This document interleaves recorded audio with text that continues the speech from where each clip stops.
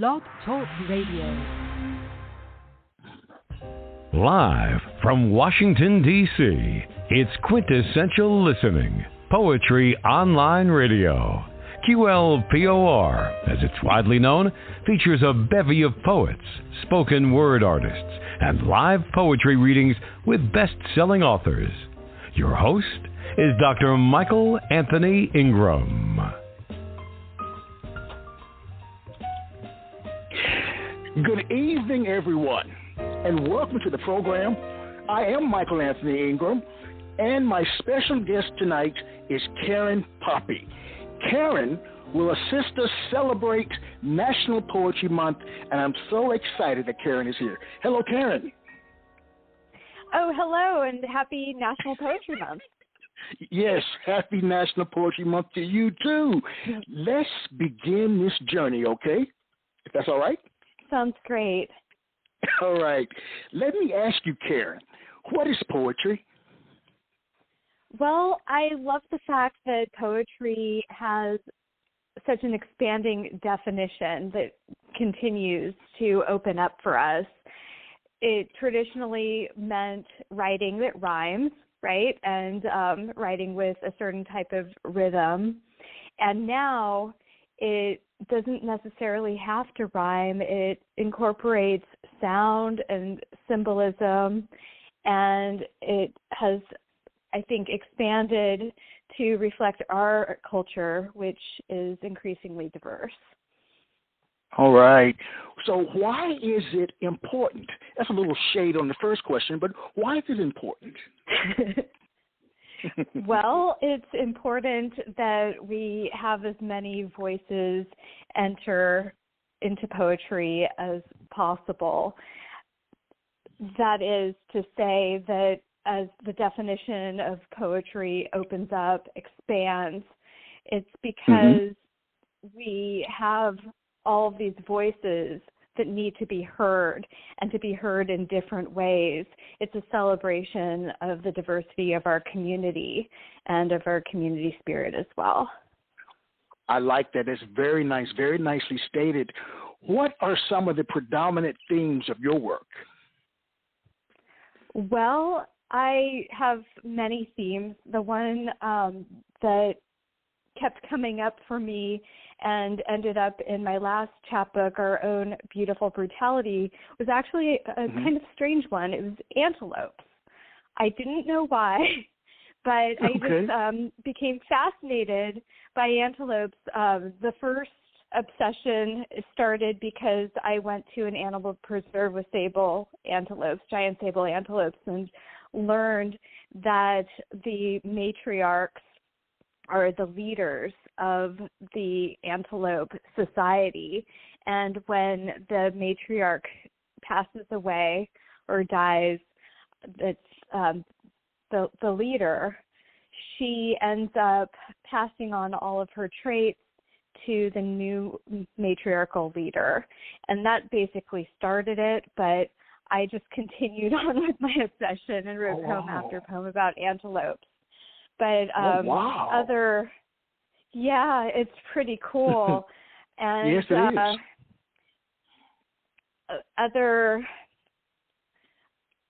Other themes in my work are parenting, mothering, also poems about gender and about various facets of our society and about the LGBTQ plus community. All right, very nice. Karen, please share a poem. Okay. Well, I will share the first poem from Our Own Beautiful Brutality that's about the sable antelope. It's called Matriarchy. How is my life through yours made mine? Sometimes, every day, several times a day actually, I'm lonely for you, your exaggerated movements, your voice in deep register, your compact majesty. Sometimes, every day, several times a day actually, I'm angry at you, the richness and poverty of this gift, your voice and body, my legacy. At the end of life, stable leader passes matriarchy to one female in the group who takes on her traits. That female becomes dark and bold, more like a male. She becomes exactly like the passing matriarch, although no one knows how, whether pheromones or fate. How in sudden shift did I become you? Your eyes flashed and turned the way their minds do toward any perceived threat, however innocent. Unable to retract my words, I suffered greatly. My mind pricked and turned the way their ears do toward the most important, pricked and turned, wanting some remnant of you, wanting our story.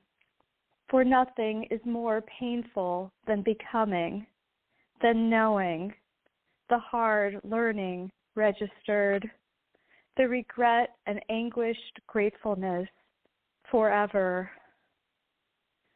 I felt the change even then, the moment over, how I laughed at you and said nothing, how you laughed at me and interred a twig with your shoe. A burial, a planting. That's the end of my poem, Matriarchy. Wow. Wow. That was absolutely beautiful. Oh, thank you so much. Absolutely beautiful. Well, I just need a minute. Well, I really appreciate that. I just need a minute to, yes, to kind of allow it to go through my body. I need a minute to soak up the compliment. Okay. We're going to have a good time tonight, Karen. Yes, we are. How does a poem begin for you? With an idea, a form, or an image? Well, it depends, I have to say. Sometimes it's one of those three. Sometimes two or more of those three converge. And a lot of the time, it's just almost like a little voice. And I know that sounds crazy, but it's a little voice saying, this is what you're going to write.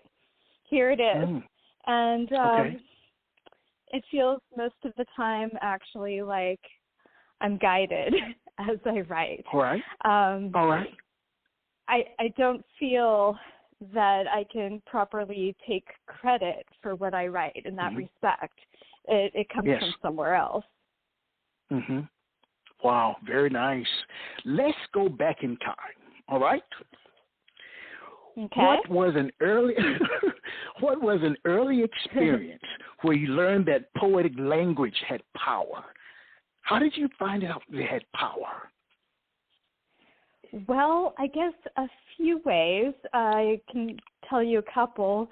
One was when I was very little. I was a toddler. My mother used to read to me, and she must have read to me a poem about a nightingale. I don't know which one. I wish I knew which one, because there are several, right? But I didn't know anything about nightingales. I was just like, maybe 2 or 3. And I told my mom, I want to write a poem about a nightingale. And so, because I couldn't write yet myself, she wrote it down for me. And she was so happy and proud of it. I felt that instantly, like, this is a thing. This is really important. And so that was the first poem I wrote, or she wrote for me, but, I dictated. And it was also the first knowledge I had that what I would write could be considered powerful.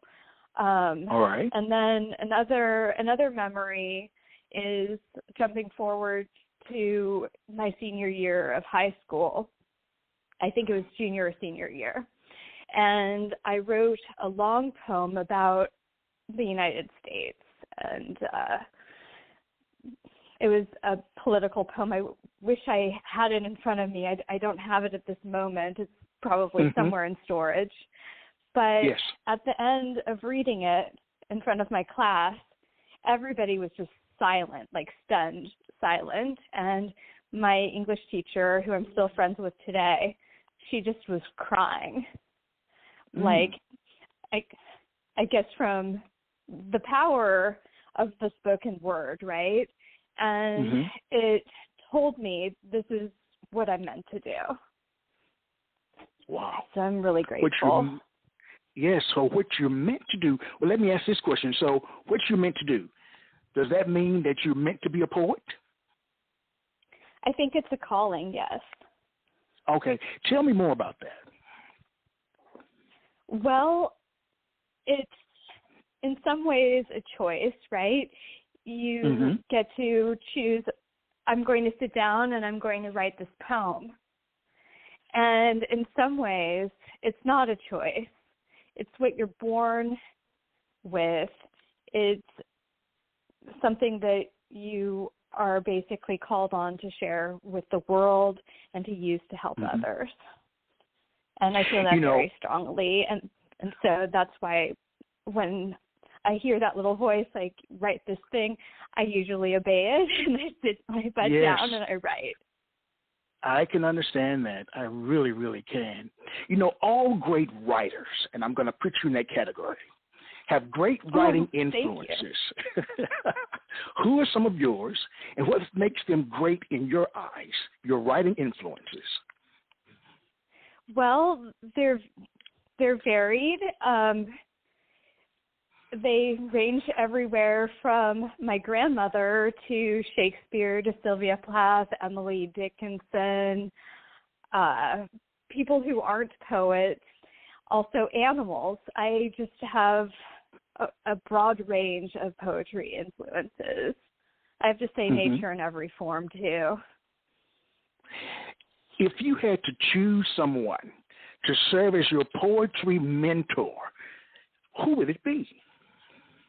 Living or dead? Either one. Either one. That's a good question, Karen.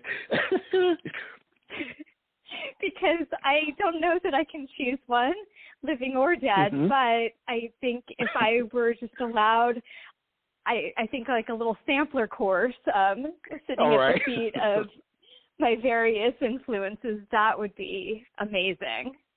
All right. I can understand that. Please share another poem. Okay. I will share the next poem that I have in my chapbook, or Beautiful Brutality, and just want to let the listeners know that my chapbook is available on the website Finishing Line Press and also through Amazon. Great. And the next poem is a longer one. Is that okay? Yes, of course. Whatever you like to share. All right. This one is the how-to guide of the giant sable antelope. Part 1, how to survive, avoid extinction. Be revered, prized for distinct beauty. How to die, become extinct, be revered, prized for distinct beauty. They will work to save us. They will work to hunt us. Humans, they do both and call it worship, call it love. Humans have this facial expression they call smile, show their teeth with which many eat meat.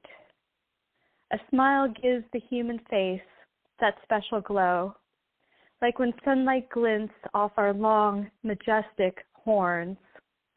We drop to our knees. It seems like surrender. Then our horns cut animal who saw us as prey. We've been known to, like other sables, impale the lion, the crocodile, creatures who smile. Part 2. Don't take us lightly. We survived the very few. Humans call our status critically endangered, startled that we still exist. We are startled that they still exist, these humans as they call themselves. They call us giant sable antelope in their various languages, Hypotragus niger variani, in a language less endangered than we, but they call it dead. We call ourselves each other by lock of our horns that warns of small dog, great predator. Our past generations long ago gathered in vast groups at and near cool quench of water, leafy nourishment. We lived in our own beautiful brutality. We and humans could still live like that, angry aggressors who fight selectively, fighting, mating, and yes, dying. Nature coursed a wide river rife with life and danger. Then humans began overkilling, hunting more and more, hunted us, hunted each other, in and after Civil War. Angola, our only home, and for many humans, theirs, station dried up our rivers. Our numbers near extinction. Humans died too, suffered so much lost life, more than 500,000. Over 1 million human beings displaced, infighting after liberation. Even as they war, kill, and sport humans, they live in large population, warp and weft the weave of all Earth's existence, all creation. We cannot trust them. That's the end of my poem. Wow. If you were asked to share the purpose of that poem, what would you say? The purpose of it? Well, I think that it serves various purposes.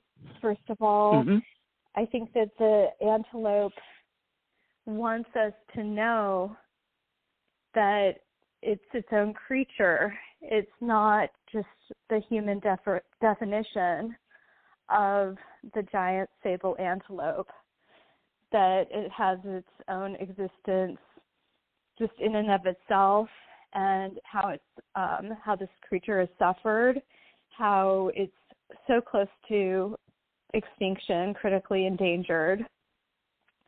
Also, the purpose is to talk about the Civil War in Angola and the aftermath. Yes. How many people ended up dying and suffering. Wow. And the That is damage so that humans do. The damage that humans do. You know, I'm looking at the title of your book, Our Own Beautiful Brutality. Tell me about that title. It's so powerful. Well, thank you. It actually came out of this poem, a line from this poem. Yes, where, I heard it. Yes, we lived in our own beautiful brutality that animals, they have their own system, and it does tend to be beautiful and brutal at the same time, as does our human system. But it seems like our human system has unfortunately gone into overdrive. Yes. Yes, I understand that. Well, Karen, let's take a brief break, and we'll be right back, okay? Okay, sounds good. Right. Thanks.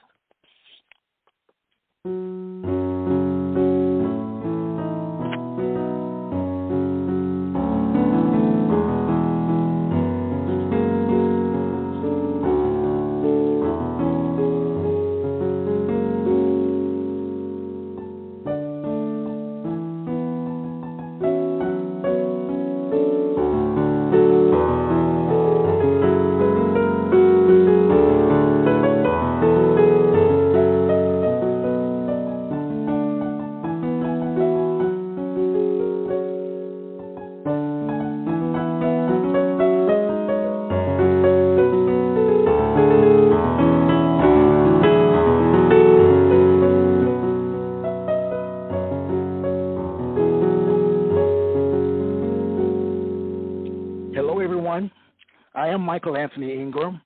I'm here with Karen Poppy. Karen, I have a question for you. All right? Yes. Okay, Michael Anthony. Okay. They say that to see the world with complete honesty, one should look to comedians, artists, and poets. What do you think emerges naturally from your work? What emerges from you, Karen? How so? How so? Yes. Okay. How does your poetry present itself to the public? What inside you comes out? Like I said, I think that it's not so much what's inside of me, but what comes from another place that ends up presenting itself to the public. So whatever form that takes, usually instead of the very personal, although I have written very personal poems, they tend to be more social or political messages or messages about some aspect of humanity or nature or both. All right. Well, when I think about it, and you shared that it's not so much from you, it comes from somewhere else. Has a poem ever frightened or humbled you, one that you've written, knowing that it comes from somewhere else? Pretty much every single one, yes. Okay. All right. Not so much frightened as far as, like the way that Stephen King is frightened every time that he writes, I've heard. But frightened like I'm in awe. I'm in awe that this has presented itself.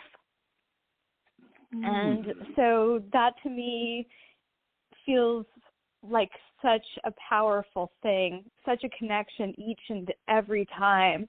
And the interesting thing is, a lot of it, you mentioned, I think, comedians, and a lot of it comes through in a funny way. Like, there are comedic moments, there are parts of the conversation with whatever it is that's coming to me that can be pretty funny.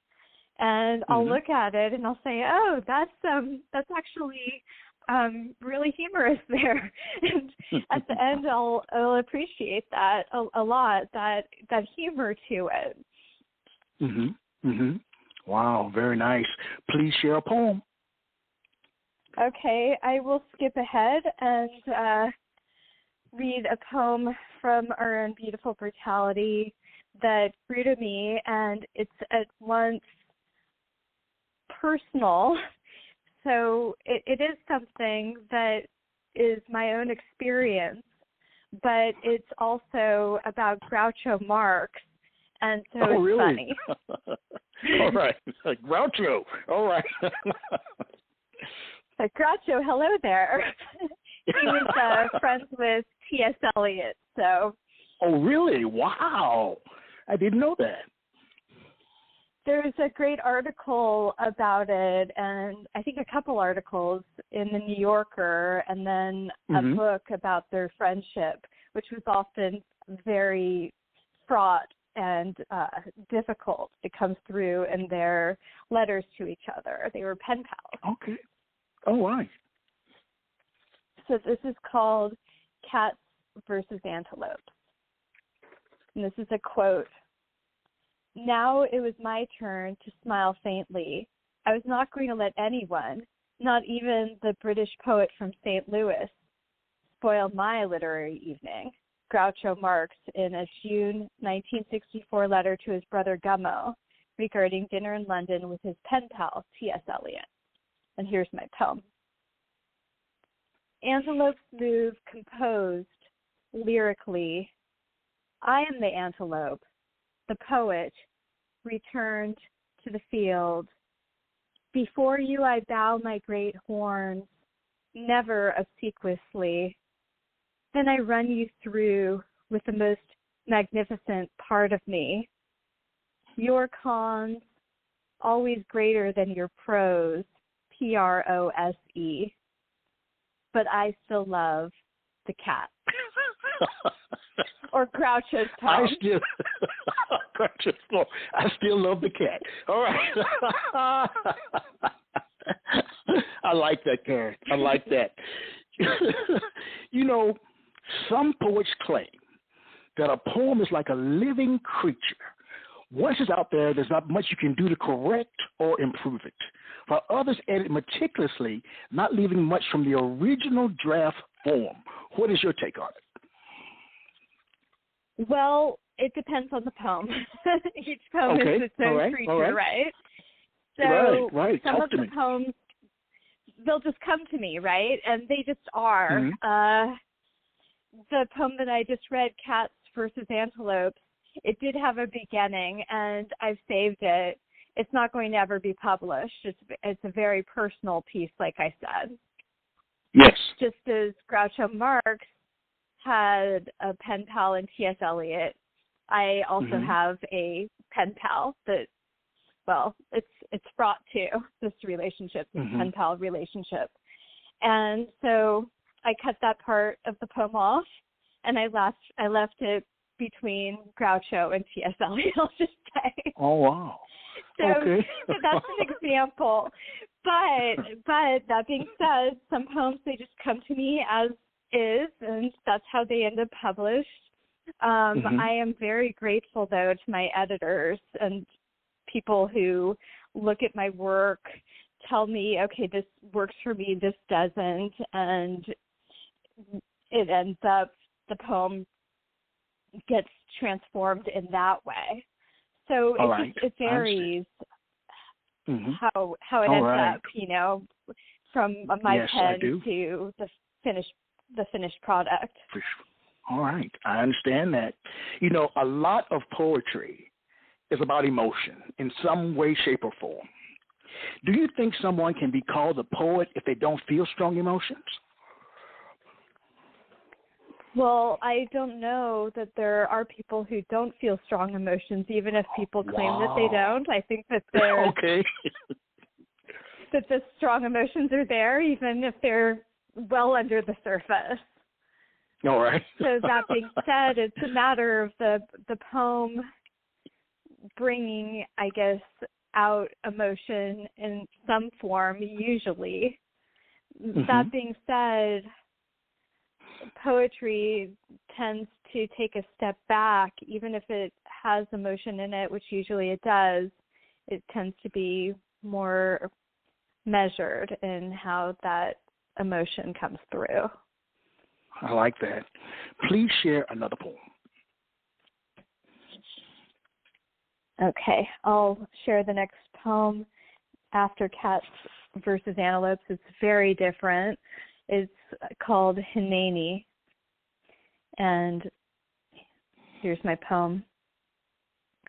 He walks hesitantly, though pushed, driven, the desert of his exile. Hineni, here I am, on his head, our every sin. The scapegoat, like God, is everywhere, omnipresent. Even in our fast, even in his dying animal thirst. Hineni hiani miamas. Here I am, poor in deeds.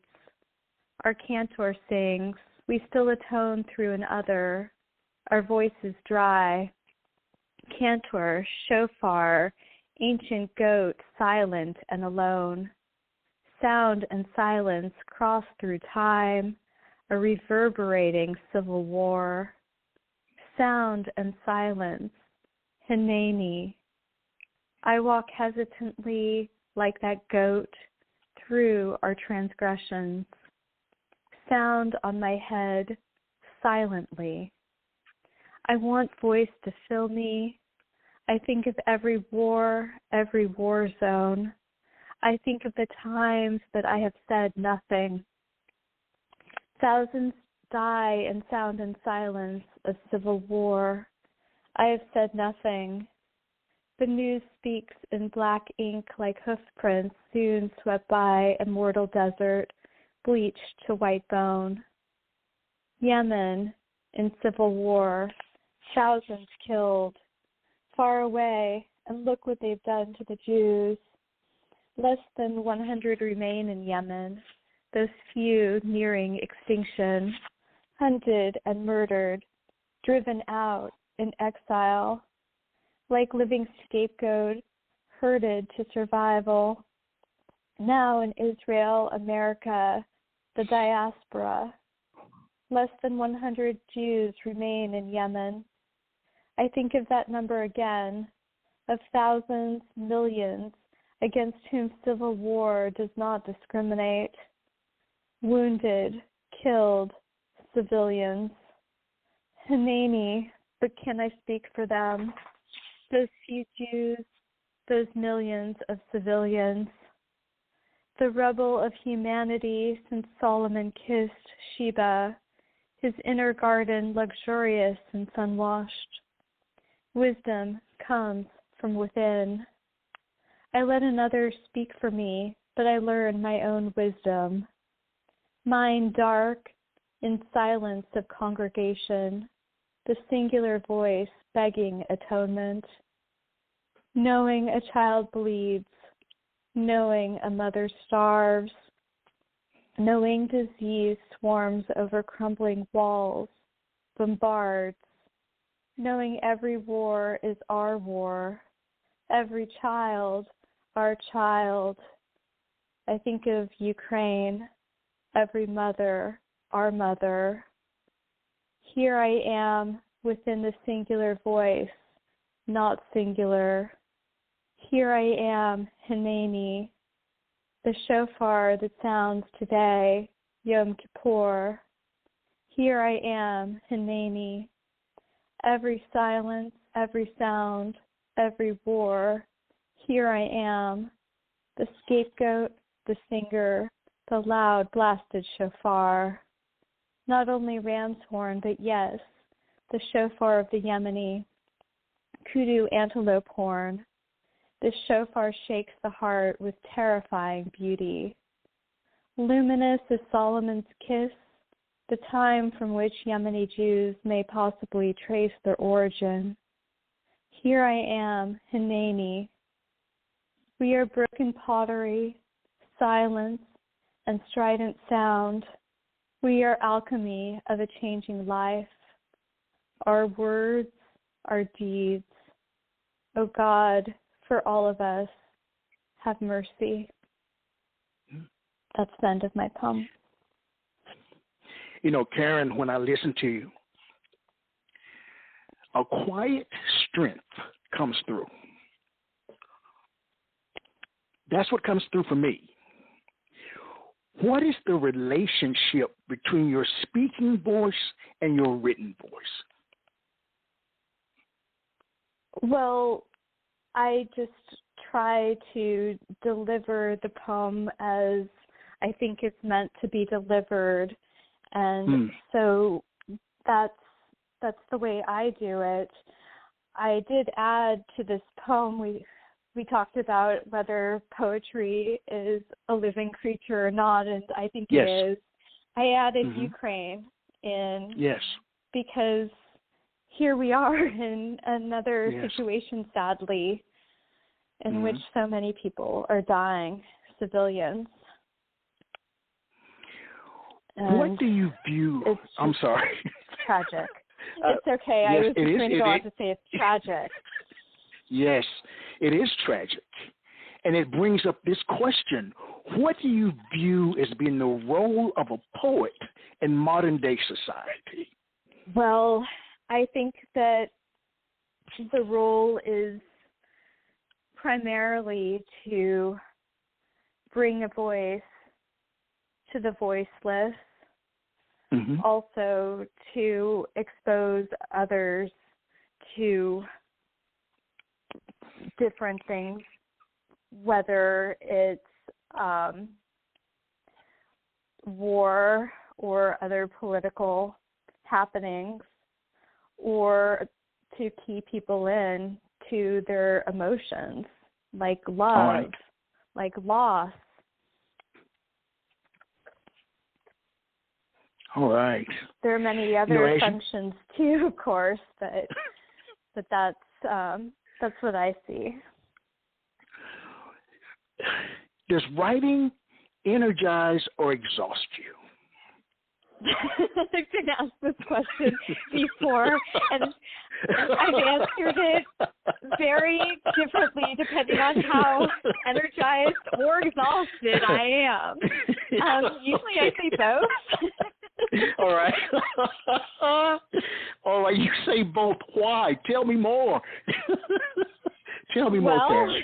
Let's start with exhausted.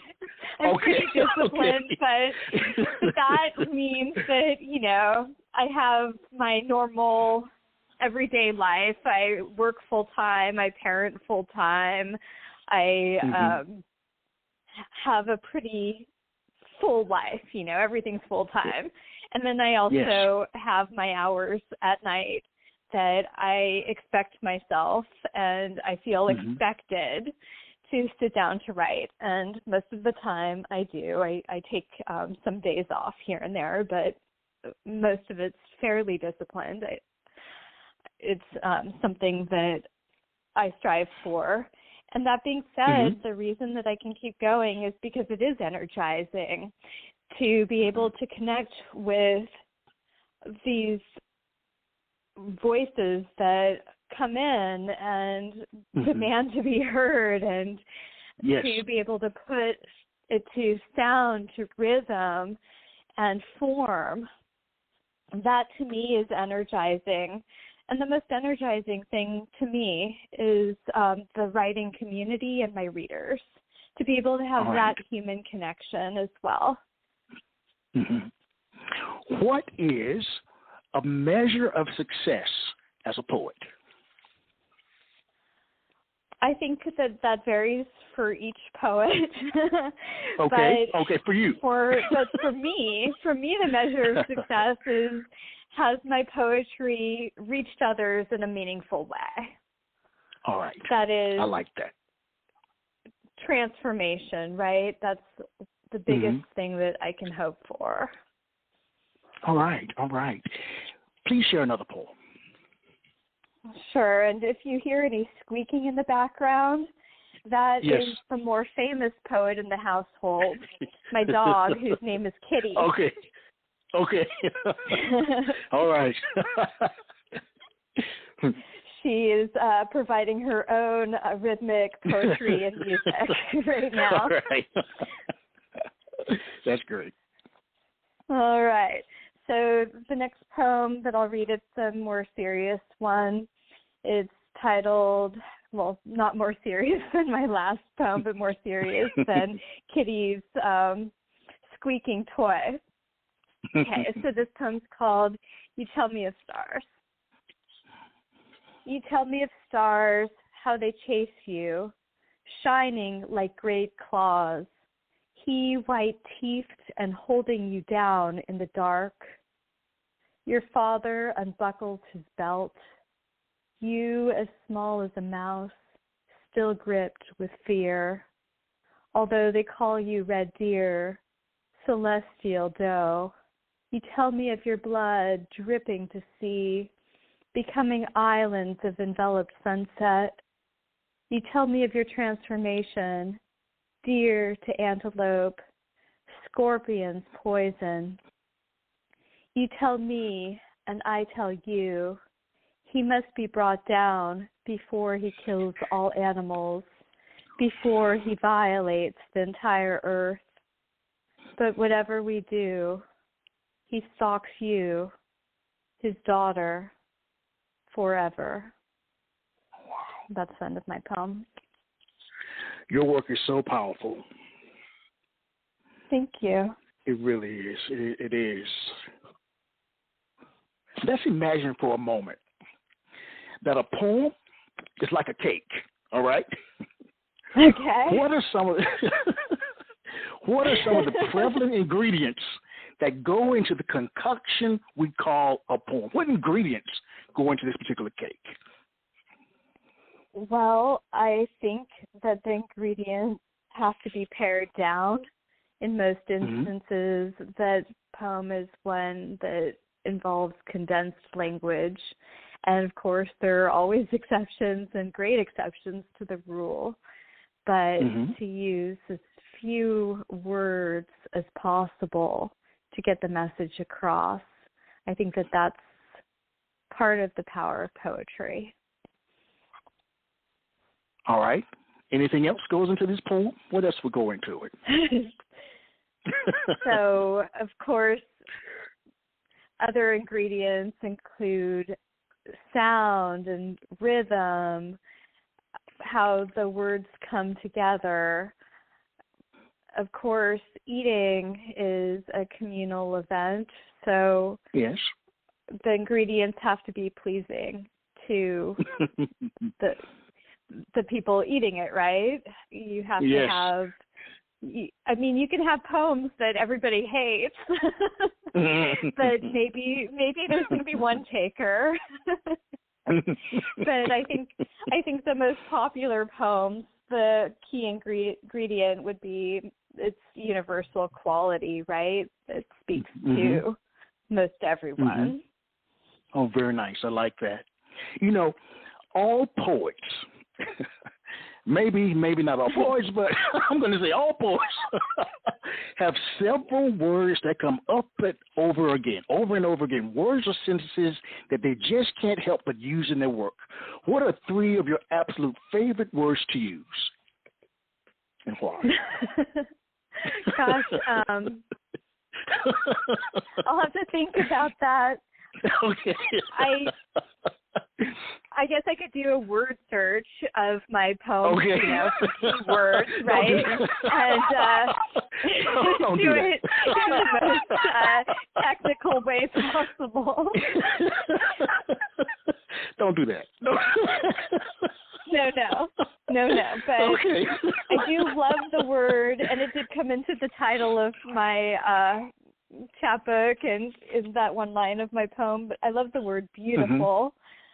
Okay. I do tend to use words that describe light, like luminous, glistening, and things of that nature, and also words that tend to evoke emotion. So okay. That's what I would say. All right. You know, when you think about titling a poem, how important is that to you, the title of a poem? Well, I think that it's really important because that's the introduction for the reader. It basically is either going to pique their interest and make them want to read the poem, right? Or they're going to say, nah, I pass on that one. That's the boring title. So I try to choose carefully. Title well. All right. Let's take a brief break, and we'll be right back. Okay.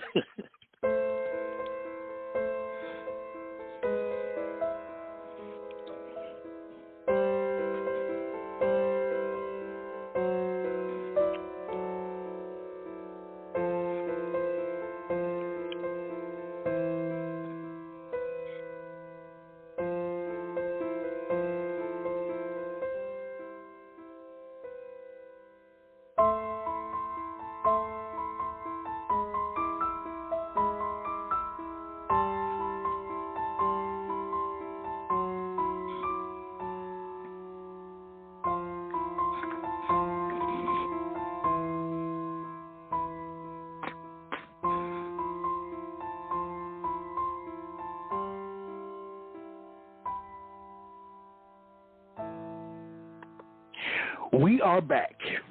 I am Michael Anthony Ingram. I'm here with Karen Poppy, having a fantastic time. Karen, please share a poem. Okay. I'm going to share one from another chapbook of mine, Every Possible Thing.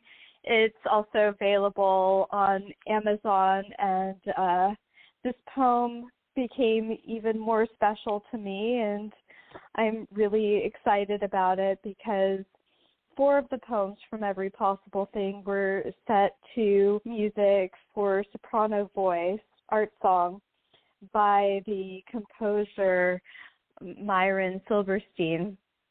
And the soprano, who has just been nominated for Best Classical Solo Vocal Album at the 2022 Grammy Awards, Laura Strickling. Wow. She's singing one of them on her next CD, 40 at 40. And so this poem is titled Prometheus's Monster, and that's also the name of the song. Prometheus's Monster. There's this cat called Prometheus who wants to skunk up my tree, gave me fire, creativity, then backed away, afraid of it, of me. Prometheus, return to me. I'm your useful monster, set aflame so prettily. And that's the end of my poem. Would you share that one again? I want to soak that in. Share that one more time. Thank you. Yes. Okay, I will. Prometheus's Monster. There's this cat called Prometheus who wants to skunk up my tree, gave me fire, creativity, then backed away, afraid of it, of me. Prometheus, return to me. I am your useful monster, set aflame so prettily. Wow. And that's the end of my poem. You're deep, Karen. You are deep. Oh, I like your work. Speaking of deep, thank you. All right.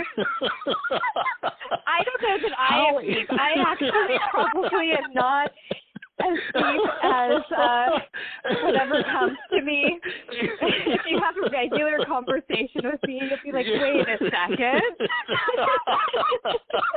Well, where I'm the listener. Because Karen, you're scratching my head a bit.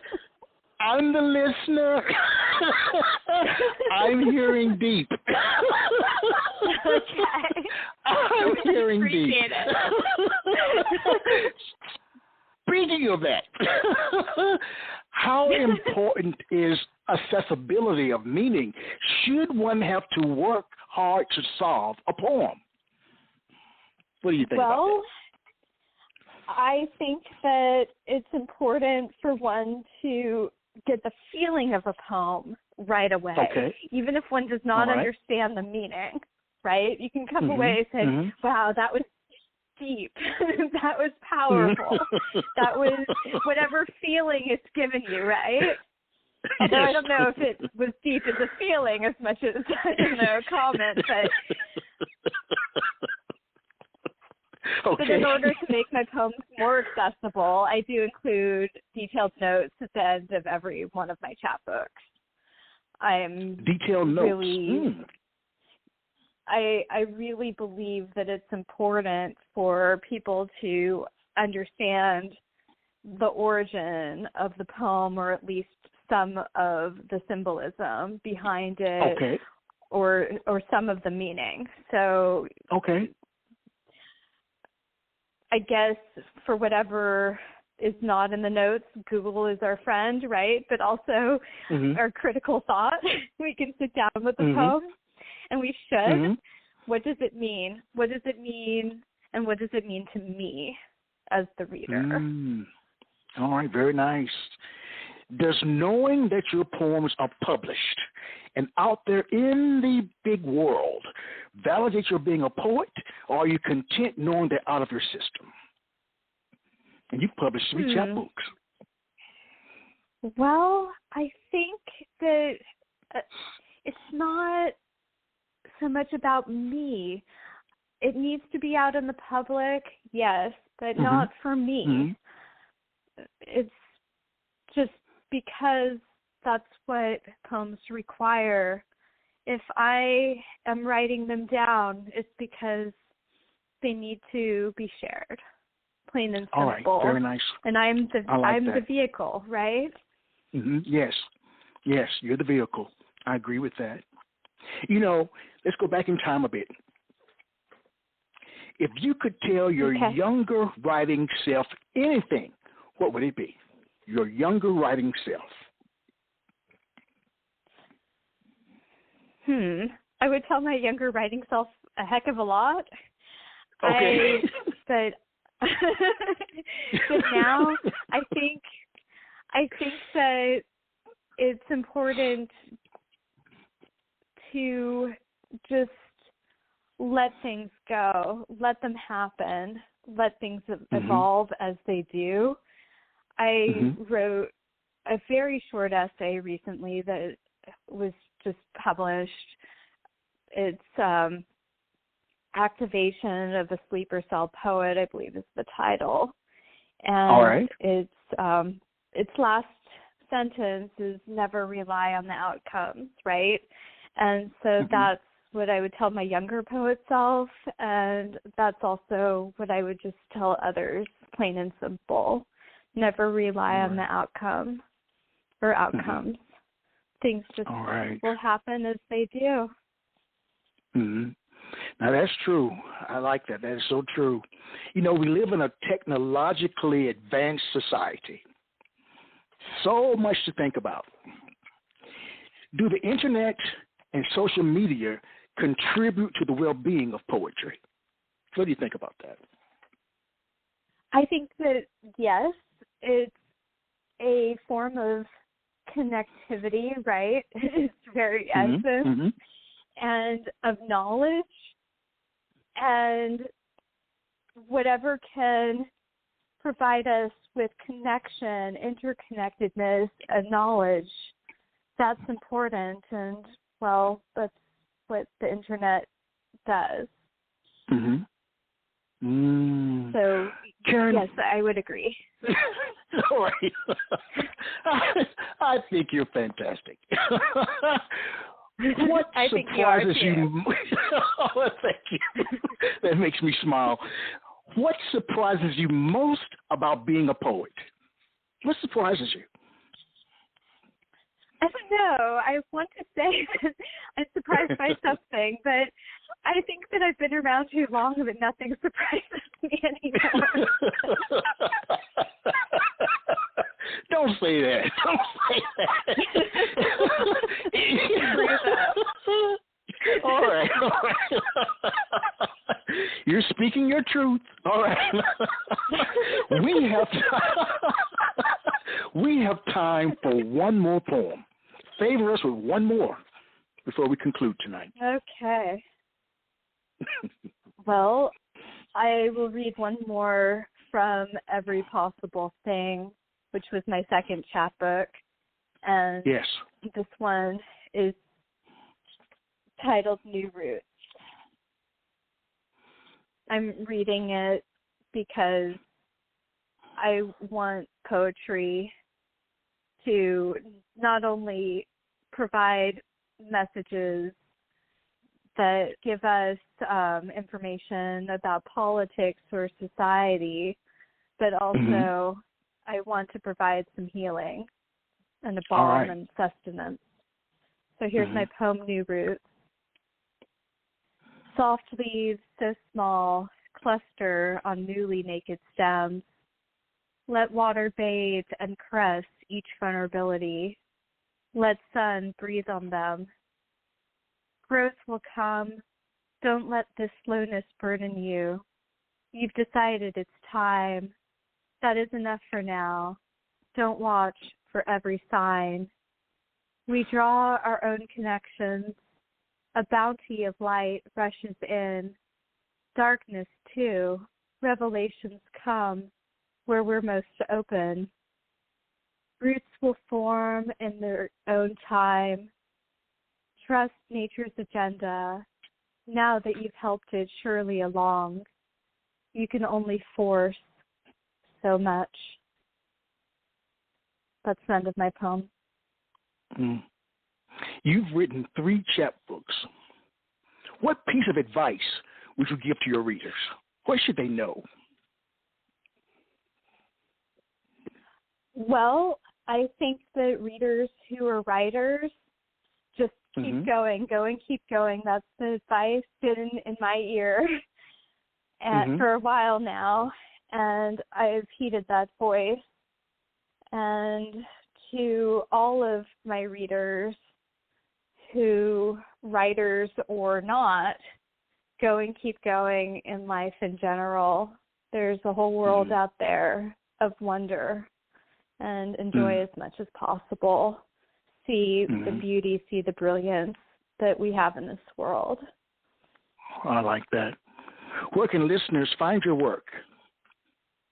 Well, on Finishing Line Press's website, finishinglinepress.com, is the website to find two of my chapbooks, Crack Open Emergency, my first chapbook, and my third chapbook, Our Own Beautiful Brutality.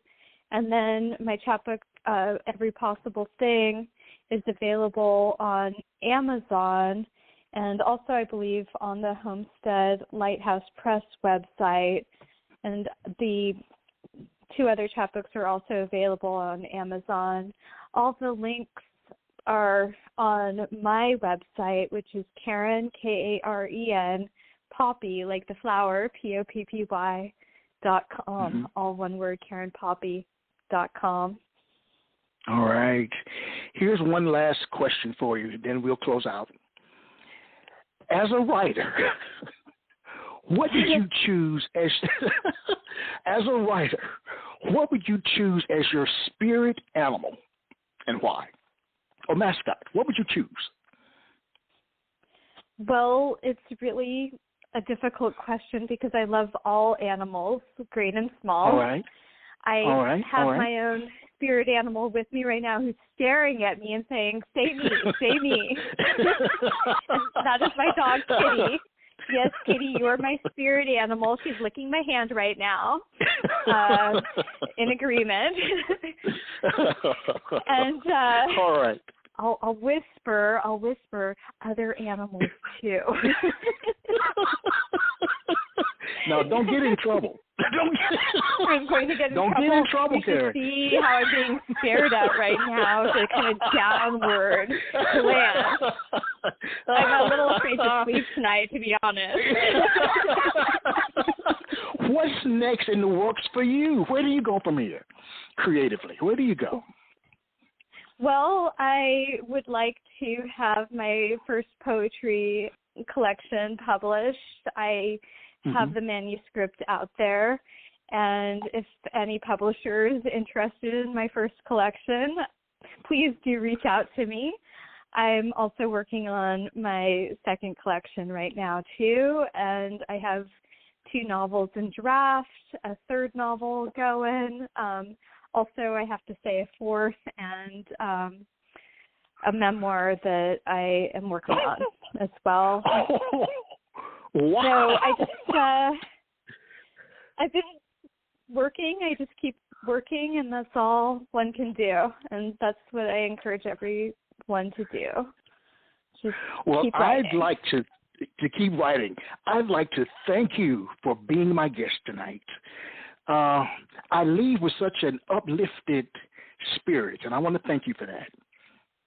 Oh, thank you so much for having me. Yes. And I'd also like to invite you to come back, maybe this summer or early fall, but I want you to come back and share more of your work. That would be wonderful. Okay, will do. All right. That was easy. Okay.